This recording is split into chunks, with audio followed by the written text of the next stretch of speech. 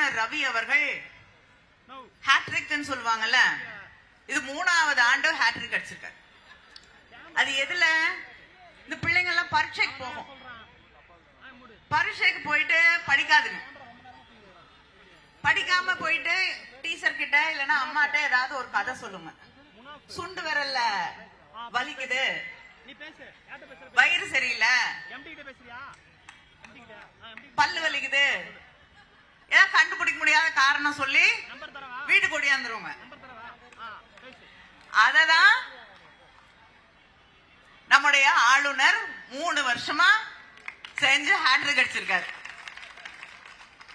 நீங்க வீட்ல இருந்து லீவ் லெட்டர் எழுதி அனுப்புங்க. எங்க முதலமைச்சர் சரி போனா போது வீட்லயே இருன்னு சொல்லி விட்டுருவாரு.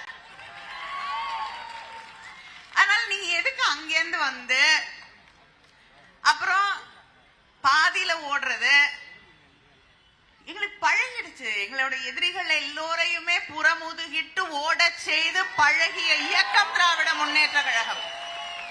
அதனால தலைவர் கலைஞர் அவர்களின் வழியிலே வந்திருக்கக்கூடிய முத்துவேல் கருணாநிதி ஸ்டாலின் உன்னை ஒவ்வொரு முறை நீயா ஏப்பா வந்து நீங்களா வந்து அசிங்கப்பட்டு அவமானப்பட்டு புறமுதுகிட்டு அவர் எழுந்து நின்னாலே பயந்து ஓடுறீங்கல்ல.